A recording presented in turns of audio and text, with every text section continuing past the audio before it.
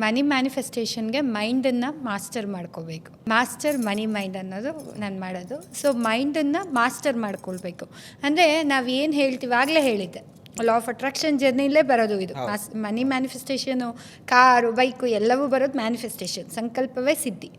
So thought ಹೇಗೆ create ಮಾಡ್ತೀರೋ ಹಾಗೆ ಬರುತ್ತೆ.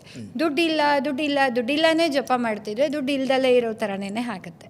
So manifestation is A easy, but ನಾವು ಅದನ್ನು ಟಫ್ ಮಾಡ್ಕೊಂಡು ಹೋಗ್ತಾ ಇದ್ದೀವಿ. ನಾನು ಹೇಳೋದು ಯಾವಾಗ್ಲೂ, ನೀವು ಮಿಡಲ್ ಕ್ಲಾಸಲ್ಲೇ ಹುಟ್ಟಿದ್ರೂ ಮಿಡಲ್ ಕ್ಲಾಸಲ್ಲೇ ಸಾಯೋದು ಬೇಡ. ಮಿಡಲ್ ಕ್ಲಾಸಲ್ಲಿ ಹುಟ್ಟಿದ ಮಾತ್ರಕ್ಕೆ ಸಾಯುವಾಗಲೂ ಮಿಡಲ್ ಕ್ಲಾಸೇನ? ಆ ಟೈಮ್ ಏನಿದೆ, ಆ ಜರ್ನಿನ ನೀವು ಹೆಂಗೆ ಬೇಕಾದರೂ ಚೇಂಜ್ ಮಾಡ್ಕೊಳ್ಬೋದು. ಇವತ್ತು ಬಡವಾಗೇ ಉಳಿದಿದ್ದಾರೆ.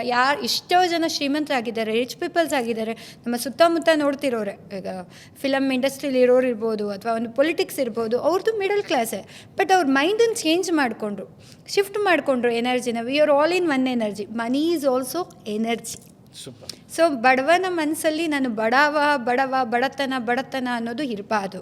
ಮತ್ತು ಸೆಕೆಂಡ್ ಥಿಂಗು, ಬಡತನವನ್ನು ಹೇಟ್ ಮಾಡಬಾರ್ದು. ಇದು ವೆರಿ ವೆರಿ ಇಂಪಾರ್ಟೆಂಟ್. ನೀವು ಬಡವನಾಗಿ ಹುಟ್ಟಿದ ತಕ್ಷಣ ಬಡತನನ ತುಂಬ ಜನ ಹೇಟ್ ಮಾಡ್ತಾರೆ. ನಾನು ಎಂಥ ಮನೇಲಿ ಹುಟ್ಬಿಟ್ಟೆ ಗೊತ್ತಾ, ಅಂಥ ತಂದೆ ತಾಯಿ ನಂಗೆ ಸಿಗಬಾರ್ದಾಗಿತ್ತು ಅಂತ ಹೇಟ್ ಮಾಡ್ತೀವಿ. ಸೊ ಆಫ್ಟರ್ ಅದನ್ನೇ ಅಟ್ರಾಕ್ಟ್ ಮಾಡ್ತೀವಿ.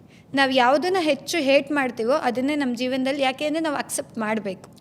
ಸೊ ಬಡವ ಯಾವಾಗ ಬೇಕಾದರೂ ಶ್ರೀಮಂತ ಆಗ್ಬೋದು, ಇನ್ ಮೈಂಡ್ ಸೆಟ್ಟಲ್ಲಿ. ಇಮಿಡಿಯೇಟ್ ಮ್ಯಾನಿಫೆಸ್ಟೇಷನ್ ಸ್ಟಾರ್ಟ್ ಆಗುತ್ತೆ. ಬಾಸ್ ವಾಲಾ, ಬಿ ದ ಬಾಸ್.